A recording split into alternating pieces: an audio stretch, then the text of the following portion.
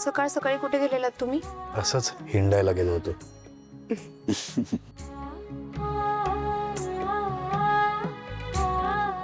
तुम्ही गजरा आणायला गेलेलात? ये. आज काय विशेष? नाही काही असं विशेष कारण नाही. मग रोज तर नाही आणत. हां म्हणजे ॲक्च्युली काल मी एक व्हिडिओ पाहिला. त्या व्हिडिओमध्ये त्या म्हणत होत्या की संगीताची आराधना करत असताना फुलांची साथ असावी. म्हटलं माझी बायको पण संगीताची आराधना करते तर तिच्यासाठी गजरा घेऊन जाऊया. आज गजरा माळून जातो म्हणजे तुला फुलांची साथ मिळेल. चांगला विचार केलात तुम्ही.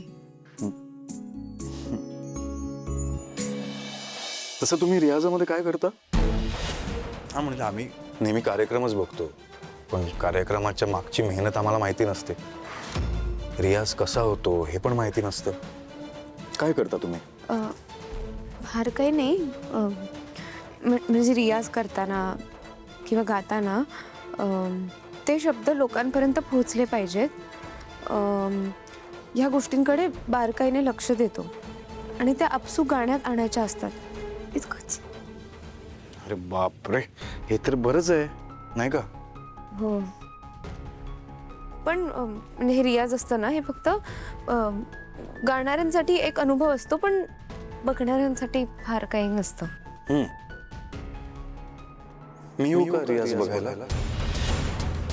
आज रियाज बघायला येतो मी. तसं जास्त काम नाहीये. मी सांगतो की आज ऑफिसला येत नाही मी. आज रियाज बघायला येतो. म्हणजे नका येऊ तुम्ही. तुम्ही कंटाळाल. कंटाळा आला की नाही घेईन मी. एवढं काय त्यात. हे बघ परत परत अशी संधी नाही मिळत. आज येतो मी रियाज बघायला. चल मी लगेच आवरतो निघू आपण. चल.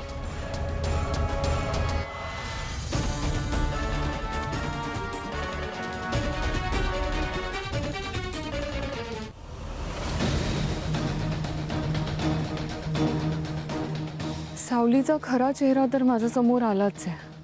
आता सगळ्यांना तिचं खरं रूप लवकरच कळेल. कार्यक्रमाच्या वेळी सावलीचा पर्दाफाश करायला लागेल त्यामुळे मला तिकडे आधी जावं लागणार आहे. काय करू? एक काम करते, त्या भैरवीला पटवून त्या कार्यक्रमाच्या तयारीला मदत करते. म्हणजे तसंही हल्ली मी तिला मदत करते ना त्यामुळे ती माझ्यावर संशय घेणार नाही. आणि सावलीचा प्लॅन मला सगळ्यांसमोर आणता येईल. ज्या अर्थी आजपर्यंत सावली गाताना दिसली नाही त्या अर्थी ती कुठेतरी लपून गात असणार आहे नक्की. आता ती जागा मला शोधावी लागेल. आणि दुसरा महत्त्वाचा प्रश्न म्हणजे ते लोकांसमोर कसं आणायचं ते ठरवावं लागेल.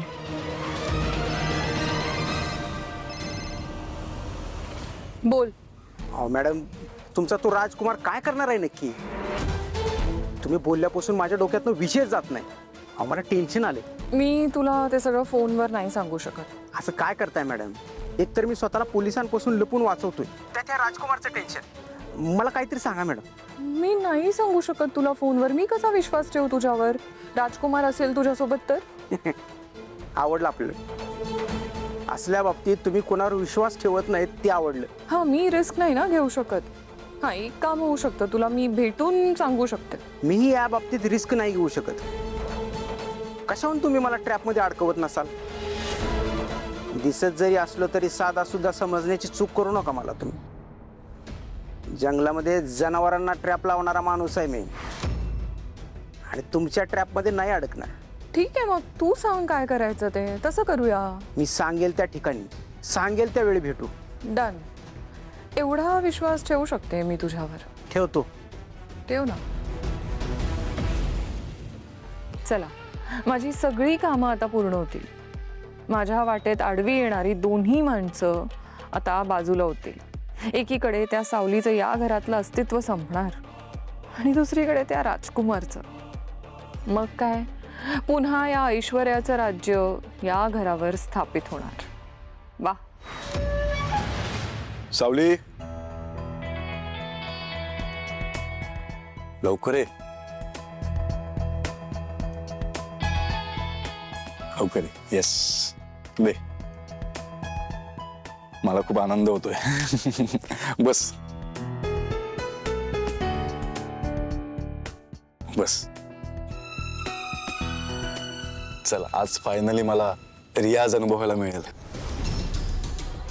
इतके दिवस मी तिला फक्त स्टेजवर गाताना पाहिलंय. कलाकार मागे किती मेहनत घेत असतो, ती प्रोसेस काय असते ही कधी अनुभवता नाही येत ना. ताराच्या निमित्ताने मला ते अनुभवता येईल. म्हणजे कसं आहे की आता ग्राहक जेव्हा आमचं एक प्रॉडक्ट घेतो तेव्हा ते प्रॉडक्ट बनायला किती वेळ लागतो, काय प्रोसेस असते, ती काय मेहनत असते, हे जेव्हा तो स्वतःहून बघतो ना तेव्हा मला वाटतं त्याला सगळ्यात जास्त आनंद होत असेल. आज तोच आनंद मला होणार आहे.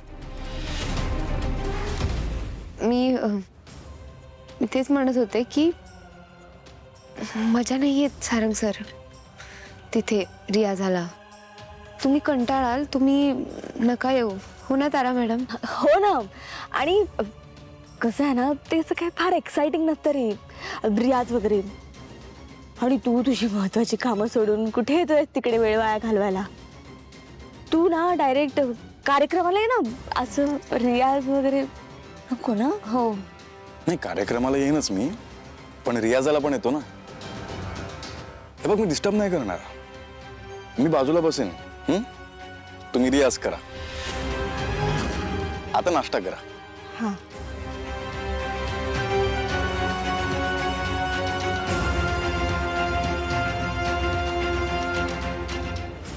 नक्की येणार आहात का तुम्ही? हो, मला आवरायचंय, मी आलेच. पटकन आहे. हो.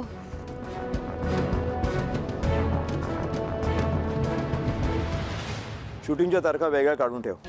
ज्या ज्या परमिशन घ्यायच्या आहेत त्या त्या डिपार्टमेंट्सना लेटर आणि मेल जाऊ देत. हो सर, काम तर सुरू केलं आहे, पण या सगळ्या गोष्टींना 1.5 महिना तरी जाईल. पण सर, मी सगळं प्लॅनिंग करून तुम्हाला कन्फर्म सांगू शकतो की 40 ते 50 दिवस लागतील. त्याआधी शूटिंग सुरू करता येणार नाही.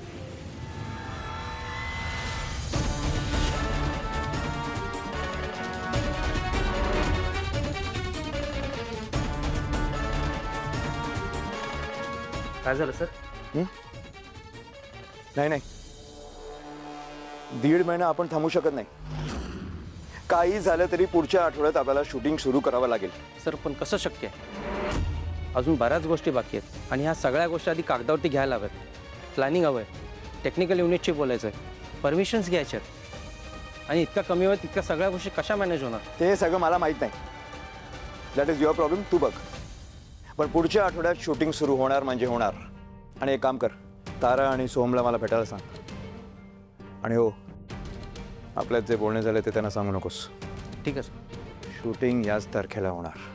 या महिन्याच्या 9 तारखेला आपल्याही फिल्मचा मुहूर्त असेल. जा कामाला लाग. ठीक आहे सर.